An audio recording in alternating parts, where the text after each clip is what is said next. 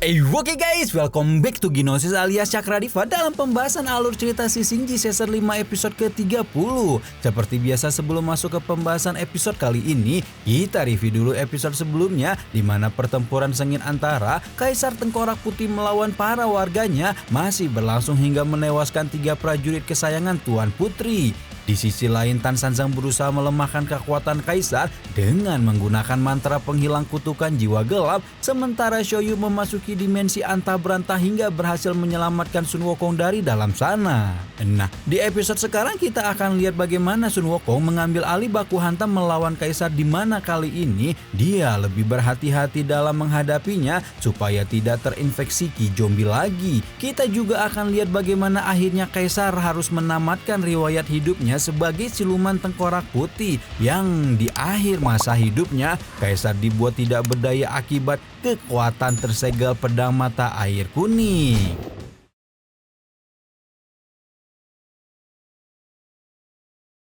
Selepas diselamatkan Shuyu dari pengaruh racun Kimayat, Sun Wukong langsung melancarkan serangan balas dendamnya kepada Kaisar Tengkorak Putih yang saat itu sedang sibuk memburu Aoshu. Dengan kembalinya Sun Wukong ke dalam pertempuran, kubu Tan Sanzang menjadi semakin lebih tenang. Terlebih lagi, Churpake yang saat itu merasa bahwa upayanya dalam melawan para zombie tidak perlu sekeras saat Sun Wukong pingsan. Nah, di sisi lain kembalinya Sun Wukong yang menjadi lebih dewasa itu ke medan tempur juga membuat Tan Sanzang mewanti-wanti Sun Wukong supaya muridnya itu lebih berhati-hati lagi dan tidak kena pedang beracun Kaisar untuk kedua kalinya.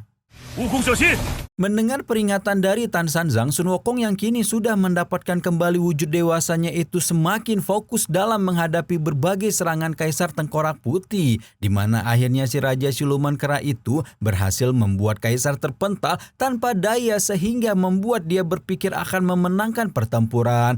Namun sesaat kemudian Sun Wukong tiba-tiba dikejutkan dengan serangan balasan dari Kaisar, di mana kali itu untuk kedua kalinya dia kena pedang beracun Kaisar hingga membuat tubuhnya tumbang. Namun ternyata tumbangnya Sun Wukong kali ini hanya sebuah trik untuk menipu Kaisar, sehingga ketika Kaisar sedang lengah, Sun Wukong pun membalaskan serangan dadakan barusan hingga baku hantam di antara mereka pun terus berlanjut.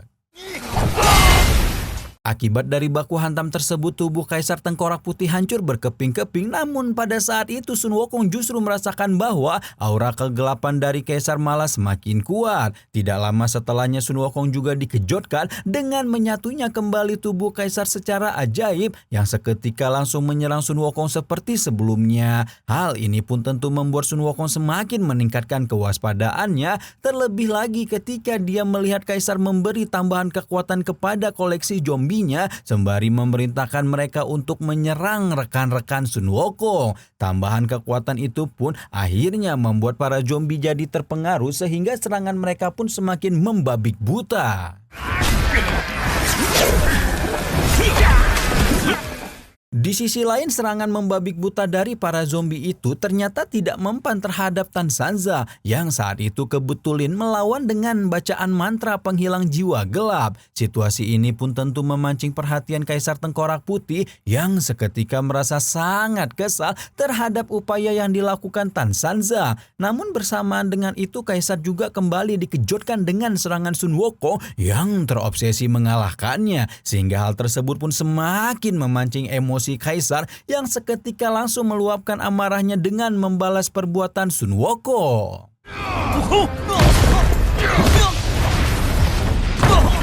Selagi Kaisar sibuk membalas tindakan Sun Wukong sampai berhasil membalikan situasi, Kesatria Tengkorak Putih mulai menjadi khawatir bahwa perjuangan dia dan para pemberontak lainnya akan berakhir sia-sia dengan kekalahan mereka. Tidak rela perjuangannya berakhir dengan kekalahan, Kesatria Tengkorak Putih yang sebelumnya terluka oleh pedang Kaisar itu pun mencoba melakukan sesuatu demi terwujudnya impian Tuan Putri yang ingin terbebas dari penindasan dan kendali Kaisar. Dengan sisa kekuatannya, Kesatria Tengkorak Putih pun berjuang untuk mengambil pedang mata air kuning miliknya yang sempat agak jauh. Melihat kesatria tengkorak putih berjuang mengambil pedang pusakanya, Tuan Putri yang sama-sama sedang terluka itu jelas saja sangat khawatir sekaligus merasa tersentuh dengan tindakan tersebut. Sementara itu kesatria tengkorak putih yang telah berhasil mengambil pedang mata air kuning miliknya, kini mulai berjalan mendekati Tan Sanzang untuk menyerahkan pedang tersebut kepadanya. Di mana saat itu kesatria tengkorak putih menjelaskan kepada Tan Sanzang bahwa dia akan menyerahkan hidupnya dan melebur bersama pedangnya supaya bisa dipergunakan oleh Tan Sanzang untuk mengalahkan kaisar. Usai serah terima pedang mata air kuning, Tan Sanzang langsung menatap penuh dendam kepada Kaisar Tengkorak Putih yang saat itu masih sibuk bertempur dengan Sun Wukong. Tanpa menunda lagi, Tan Sanzang segera melempar kode kepada Sun Wukong supaya dia menempatkan Kaisar Tengkorak Putih pada posisi yang cukup bagus agar memudahkannya untuk menyerang. Setelah kode Tan Sanzang itu ditangkap oleh Sun Wukong, Kaisar Tengkorak Putih pun akhirnya ditempatkan pada sebuah situasi yang tidak menguntungkan, sehingga ketika Kaisar sedang tidak waspada, dia dikejutkan dengan aksi Tan Sanzang yang menyerangnya dengan pedang mata air kuning.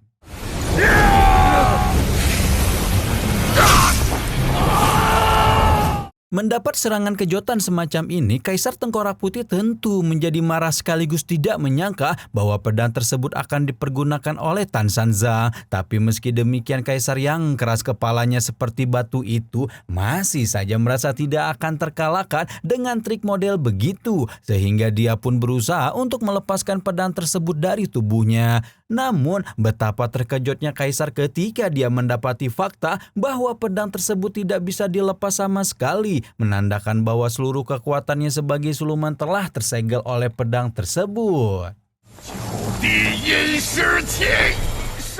Melihat Kaisar Tengkorak Putih kesulitan melepaskan pedang itu, Tan Sanzang kemudian mengungkapkan komentarnya bahwa Kaisar telah meremehkan kekuatan ksatria Tengkorak Putih sehingga dia bisa dilumpuhkan oleh senjatanya. Dengan kekuatan pedang yang mampu menyegel kekuatan Kaisar, Tan Sanzang merasa sangat bersyukur karena dengan begitu dia dan komplotannya jadi punya peluang untuk menghabisi Kaisar. Namun bagi Kaisar sendiri situasi tidak menguntungkan itu justru semakin memacu kekuatan maksimalnya untuk keluar sehingga dia mampu melepaskan diri dari pedang itu dan kembali melanjutkan sesi baku hantamnya bersama dengan Sun Wukong.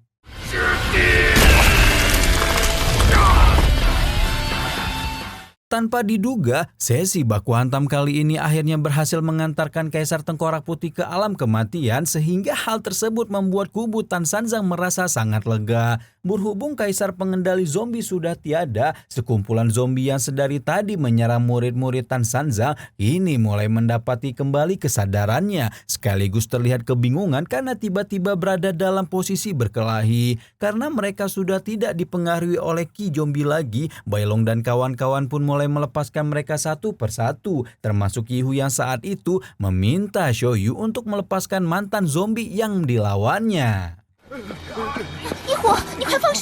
Sementara di sisi lain, Tan Sanzang menyerahkan api sulfur Kaisar Tengkorak Putih kepada Tuan Putri sembari memberitahukan bahwa api tersebut bisa membantu Tuan Putri untuk pulih dari luka-lukanya. Namun bukannya segera menerima api tersebut, Tuan Putri justru malah tampak menyesali kematian para prajurit yang melindunginya sehingga dia merasa tidak ada gunanya untuk melanjutkan hidup sendirian. Nah, mendengar itu Tan Sanzang kemudian memberikan sedikit pencerahan kepada Tuan Putri bahwasanya para prajurit yang gugur di medan tempur itu rela mengorbankan diri demi dirinya. Oleh sebab itulah Tan Sanzang meminta Tuan Putri untuk bangkit dari keterpurukan demi seluruh warga yang masih membutuhkannya. Nah, motivasi seperti itu Tuan Putri pun menurut dan lanjut memulihkan diri dengan api sulfur Kaisar.